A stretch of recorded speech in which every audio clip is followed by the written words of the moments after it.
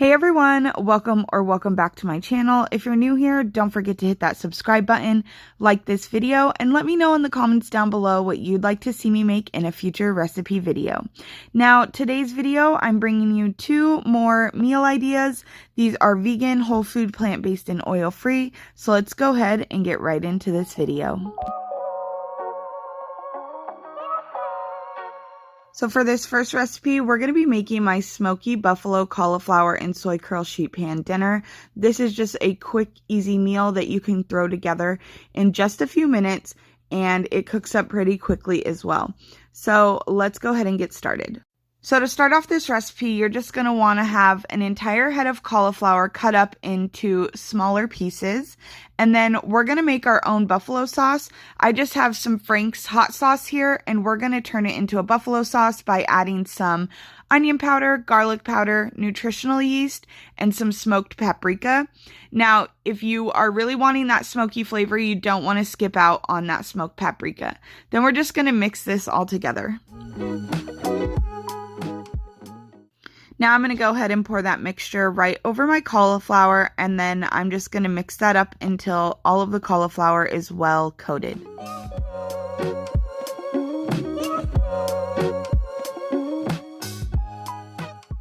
Now I'm going to go ahead and transfer that to my baking sheet.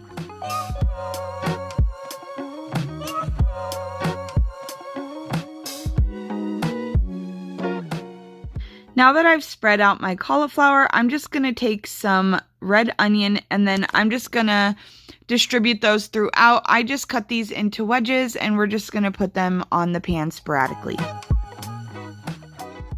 Now we're going to pop this in the oven at 425 degrees for about 20 minutes. And after 20 minutes, you're going to want to open the oven and add in your soy curls. For the soy curls, I've just rehydrated them in some oil-free vegetable broth, and then I squeezed out the excess moisture. And then I'm just going to mix those up, and we're going to put this back in the oven for another 15 minutes.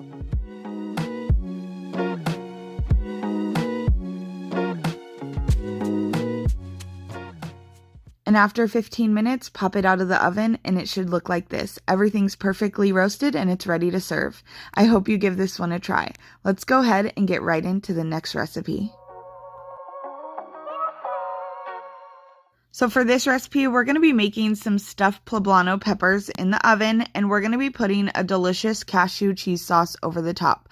So let's get right into this recipe. So now you're going to want to toss your poblanos right on a sheet pan and put this under the broiler on high, and you're just going to turn these frequently, and you're going to wait for them to blister up until they look like this on all sides. And then you're just going to remove them and set them to the side while we work on that delicious cheese sauce. So I'm going to start with some cashews in my Vitamix. Now, if you don't have a Vitamix, you're going to want to pre-soak your cashews overnight or boil them for about 10 minutes on your stovetop before adding them to your blender or your food processor. Then I have some nutritional yeast, some lemon juice, some water, and some salt and pepper. You can omit the salt if you are watching your sodium. Also, you're going to want to adjust the water to your likeness. If you want it to be a little bit of a thinner cheese, you're going to obviously add a little bit more water. So then I'm going to go ahead and blend this up, and then you will see that I end up switching attachments because I'm new to Vitamix. I just got mine a month ago, and I'm just learning it as I go. So it should look creamy and delicious like this, and it's a great sauce as is, but we're going to go ahead and flavor this up for the recipe, and I'm going to add some garlic and then some adobo seasoning. And this is optional, but I just like the added flavor for the stuffed pepper recipe. So then I'm just going to go ahead and pop the lid back on this, and then I'm going to mix this up until the seasoning and the garlic is well incorporated.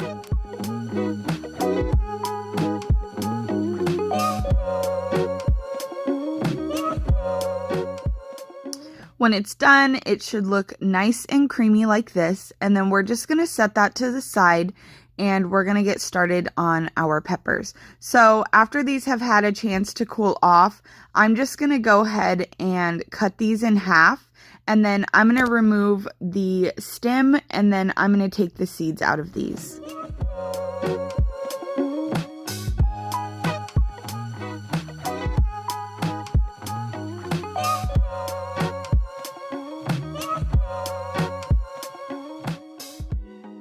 So now that they're done, they should look nice and clean like this. And we're going to go ahead and get started on the filling that we're going to stuff these peppers with. So we're just going to put all these ingredients right into our bowl so we can mix them up.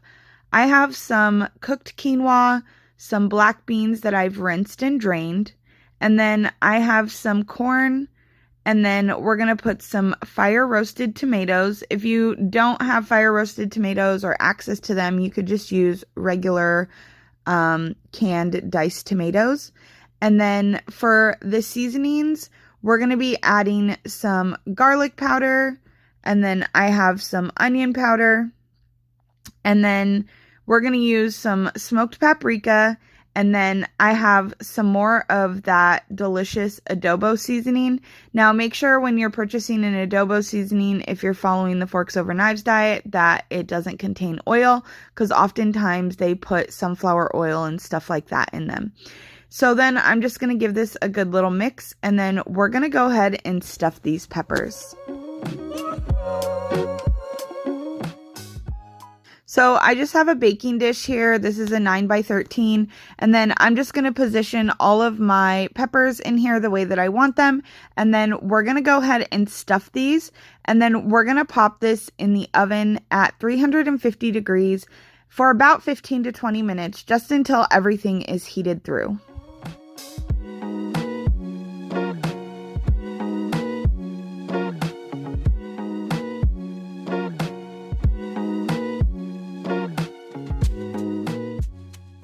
So after 15 minutes, these are done in the oven, and we're going to top this with that delicious cheese sauce, which if you don't use all of, you can store in the fridge and use on another recipe for up to 5 days.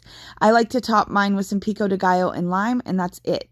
I really hope you enjoyed this video, you guys. I was trying to give you some more meal inspiration to help keep your meal rotation interesting. As always, thank you so much for watching. Don't forget to hit that subscribe button, ring that notification bell so you don't miss any future videos. And if you make one of my recipes, don't forget to tag me on Facebook or Instagram. We'll see you in the next one, guys. Bye.